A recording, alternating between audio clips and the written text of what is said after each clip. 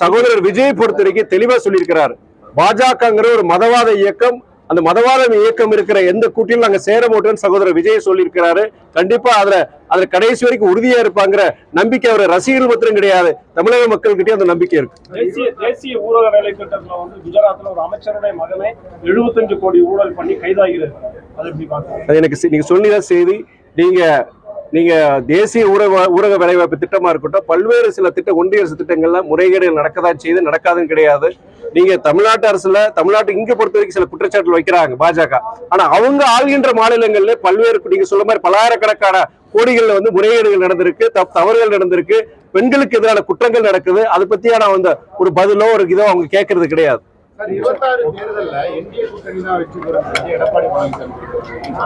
நீங்க அண்ணன் எடப்பாடியை பொறுத்த வரைக்கும் அவங்க கட்சிக்காரர்கள் உற்சாகப்படுத்துறதுக்கு, ஒரு நம்பிக்கை ஊட்டுறதுக்கான அண்ணன் எடப்பாடி சொல்றாரு. அவருடைய ஒரு கட்சியோட தலைவரா அவர் சொல்றதுக்கு உண்டான உரிமை இருக்கு. அதையான முடிவெடுப்பது தமிழ்நாட்டு வாக்காளர் பெருமக்கள் தவிர எந்த ஒரு அரசியல் கட்சி தலைவர் சொல்ல முடியாது.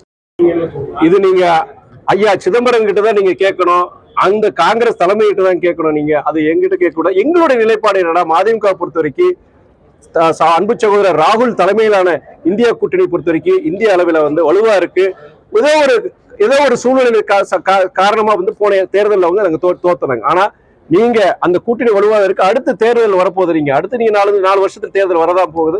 கண்டிப்பா ஒரு காலகட்டத்தில் மக்களுக்கு ஒரு மக்கள் மத்தியில இது ஒரு எழுச்சி பெற்று கண்டிப்பா இந்தியா கூட்டணி வெற்றி பெறுதான்னு சொல்லுவோம். அவர் ஐயா சிதம்பரமுடைய கருத்து பொறுத்த வரைக்கும் அதை அந்த காங்கிரஸ் இயக்க தலைமை நீங்கிட்டு தான் நீங்க கேட்கணும். நடிகர் விஜய் பாஜக கூட்டணியில் வரமாட்டேன் அப்படின்னு சொல்லி தமிழிசை சவுந்தரராஜன் பாஜக கூட்டணிக்கு அவர் வருவாருங்கிறது மாதிரியான ஒரு. ஆனா சகோதரர் விஜய் பொறுத்த வரைக்கும் தெளிவா சொல்லியிருக்கிறார்.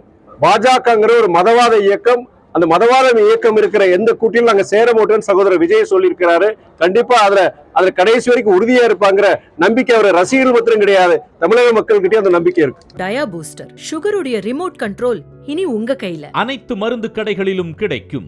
செய்திகளை உடனுக்குடன் தெரிந்து கொள்ள கீழ்கண்ட கேபிள் மற்றும் டிடிஎச் நெட்வொர்க்குகளில் எம்நாடு செய்தி தொலைக்காட்சியை காணுங்கள். பாதகம் செய்பவரை கண்டால் நாம் பயம் கொள்ளலாகாது பாப்பா. மோதி மிதித்து விடு பாப்பா, அவர் முகத்தில் உமிழ்ந்து விடு பாப்பா. அண்மை செய்திகளை உடனுக்குடன் தெரிந்து கொள்ள இணைந்திருங்கள் எம்நாடு தொலைக்காட்சியுடன்.